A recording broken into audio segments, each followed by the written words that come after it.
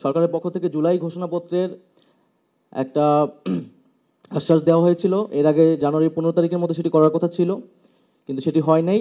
সাম্প্রতিক আওয়ামী লীগ নিষিদ্ধের যে আন্দোলন, সে আন্দোলনের প্রেক্ষিতে সরকার 30 কার্যদিবস ঘোষণা করেছিল। আমরা দেখছি অনেকগুলো কার্যদিবস হয়ে গেছে, এবং সেই জুলাই ঘোষণাপত্রের জারি করার ক্ষেত্রে সরকার কি ধরনের উদ্যোগ নিয়েছে বা সেটি কবে হবে সেটা আমরা এখনো পরিষ্কার হতে পারি না। আমি আশা করব যে সরকার যে প্রতিষ্ঠিত সময়, সেই সময়ের মধ্যে জুলাই ঘোষণাপত্র জাতির সামনে জারি করবেন। আর দ্বিতীয়ত, জুলাই সনদের বিষয়টি এসেছে যে সংস্কারের ঐকমত্যের প্রেক্ষিতে আমরা আশা করি যে এই জুলাই মাসের মধ্যেই 5ই আগস্টের আগেই জুলাই সনদ হয়ে যাবে, এবং আমরা ঐকমত্যের ভিত্তিতেই বাংলাদেশের পরবর্তী রাষ্ট্র কাঠামো বা সংস্কারের রূপরেখা কি সেটি জানতে পারবো। এখানে নির্বাচনের তারিখ নিয়ে অনেক আলোচনা হচ্ছে, কিন্তু আমাদের দলীয় মত হচ্ছে যে আমরা বিচার, সংস্কার এবং নির্বাচন, সেটি গণপরিষদ নির্বাচনের কথা বলে আসছি। যদি জুলাই সনদ ঘোষণার আগেই নির্বাচনের তারিখ ঘোষণা হয়ে যায়, তাহলে আসলে সংস্কার প্রক্রিয়া ব্যাহত হবে বলে আমরা মনে করি। কারণ নির্বাচনের তারিখ ঘোষণার সাথে রাজনৈতিক দল একে অন্যের প্রতিদ্বন্দ্বিতায় চলে যাবে, এবং রাজনৈতিক পরিস্থিতি, মাঠ পর্যায়ের পরিস্থিতি, তৃণমূলের পরিস্থিতি সম্পূর্ণ পাল্টে যাবে, এবং এই প্রশাসনও কতটুকু নিরপেক্ষ থাকবে, সরকারের নিয়ন্ত্রণ থাকবে, সেটি নিয়েও প্রশ্ন আছে। ফলে এই রাজনৈতিক ফ্যাসিবাদ বিরোধী রাজনৈতিক দলগুলা নির্যাতিত হয়েছে, নিপীড়িত হয়েছে, জনগণ ভোটাধিকারের জন্য লড়াই করেছে। আমরা 16 বছর অপেক্ষা করেছি, 10 মাস অপেক্ষা করেছি। আমরা আশা করি যে আরো 2 মাসও আমরা অপেক্ষা করতে পারবো। জুন জুলাই মাসের মধ্যেই জুলাই সনদ আলোচনা করে ফেলা উচিত, এবং জুলাই সনদ ঘোষণার পরে নির্বাচনের তারিখটি ঘোষণা করে দেওয়া উচিত আমরা মনে করি। কারণ জনগণকেও আমাদের আশ্বস্ত করতে হবে, এই সরকারের দায়িত্ব যে ভবিষ্যৎ বাংলাদেশ, এই বাংলাদেশের শাসনতান্ত্রিক পরিবর্তনটা কি হবে, শাসন ব্যবস্থার পরিবর্তন কি হবে, কি কি মৌলিক সংস্কার হবে, আবার রাজনীতি প্রয়োজন যে নির্বাচনের তারিখটি কবে হবে। তাই সেক্ষেত্রে আমি আহ্বান জানাবো যে জুন জুলাই মাসের মধ্যেই জুলাই সনদটি তৈরি করে আমরা যাতে 5ই আগস্ট ভাবে এই জুলাই গণ অভ্যুত্থান আমরা উদযাপন করতে পারি, এবং সেই উদযাপনের মধ্যে দিয়ে নির্বাচনের তারিখটি ঘোষণা করে দেওয়া যেতে পারে। আরেকটি বিষয় হচ্ছে, আমরা নির্বাচনের কথা বলতেছি, কিন্তু যদি নির্বাচন ব্যবস্থারও সংস্কার না হয়, ন্যূনতমভাবে নির্বাচন সংস্কার কমিশন গঠিত হয়েছে, সেই প্রস্তাবনাগুলো যদি গৃহীত না হয়, নির্বাচন কমিশন যদি পুনর্গঠিত না হয়, তাহলে আমরা কিভাবে সেই নির্বাচন আসলে কন্ডাক্ট হবে। এবং নির্বাচন কমিশনের নিরপেক্ষতা নিয়ে প্রশ্ন উঠেছে। আমরা প্রধান উপদেষ্টার কাছে আমাদের সেই উদ্বেগ জানিয়েছি। সরকার সেইটি হয়তো বিবেচনা করবেন। আর পাশাপাশি আমরা দেখতে পাচ্ছি যে গভীর উদ্বেগের সাথে যে আমাদের নির্বাচন কবে হবে কি হবে না,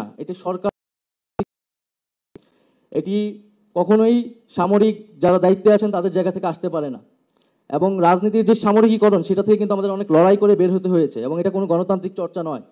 ফলে সেই বিষয়ে আমরা যাতে সচেতন থাকি, এবং কোনো দলও সেটিকে সমর্থন করছে, এটি আমাদের গণতন্ত্রের জন্য অনেক উদ্বেগের। নির্বাচন কবে হবে, যেদিনই হোক না কেন, এটা একটা রাজনৈতিক সিদ্ধান্ত, রাজনৈতিক দলগুলো এবং সরকারকে এই সিদ্ধান্ত নিতে হবে, অন্য কেউ এ বিষয়ে কথা বলতে পারবে না। আমরা দেখছি বিদেশি শক্তি, বিভিন্ন আমাদের যেই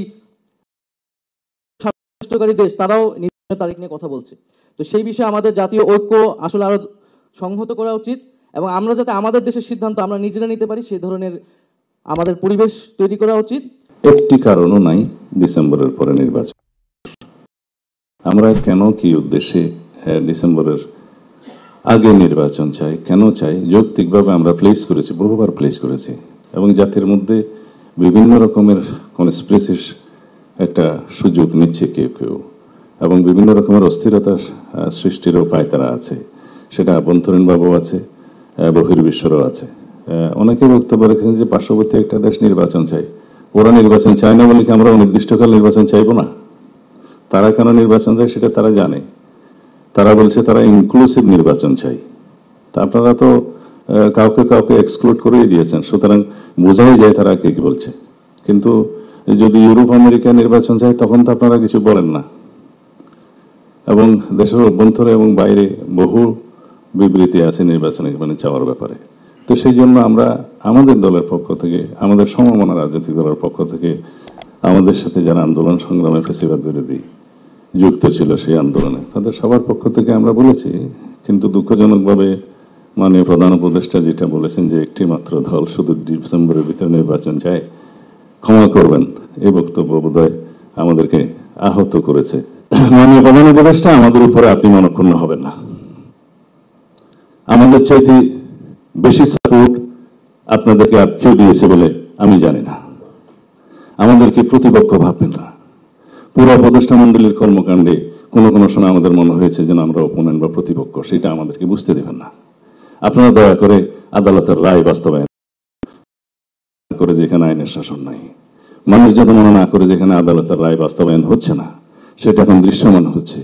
আমাদেরকে বাধ্য হয়ে রাস্তায় যেতে হচ্ছে, মানুষকে বাধ্য হয়ে রাস্তায় যেতে হচ্ছে। আমরা সেটা আপনার কাছে আশা করি না। এই দেশের মানুষ এই উপদেষ্টা মণ্ডলীর কাছে নিরপেক্ষ আচরণ আশা করে, সেটা আপনাকে দেখতে হবে। আমরা যে শুধু শুধুই কমপ্লেনের বাস্কেট খুলে আপনার কাছে যাই তা নয়, সেটা আপনার হাতকে স্ট্রেংথেন করার জন্য যাই। এই জাতিকে বোঝাতে দিতে চাই যে আমরা সর্বোচ্চভাবে সহযোগিতা করছি। আর সবসময় প্রশংসা নিয়ে যদি আপনার কাছে যাই, যে সমস্ত লোকজন উপদেষ্টা মণ্ডলীর শুধু আপনাকে বাইরের দৃশ্য সম্পর্কে বলে না, শুধুমাত্র প্রশংসা করে, সরকার তো কয়েকবার দেখছি, বিরোধী দলও দেখছি, তারাই হচ্ছে সবচাইতে বেশি ক্ষতি করে সরকারের সমালোচনা যারা বেশি করে, আপনার ঘরের মধ্যে যারা আপনার সমালোচনা করবে, ধরে দেবে, তারা আপনার বন্ধু। আমরা আপনার বন্ধু। আমরা হয়তো বাইরে আছি, কিন্তু সবচেয়ে বেশি আপনাকে সমর্থন করব। দয়া করে সবকিছু বিবেচনায় না করে একটা রোডম্যাপ দিবেন ডিসেম্বরের ভিতরে নির্বাচনের জন্য, সেটা আমাদের দাবি।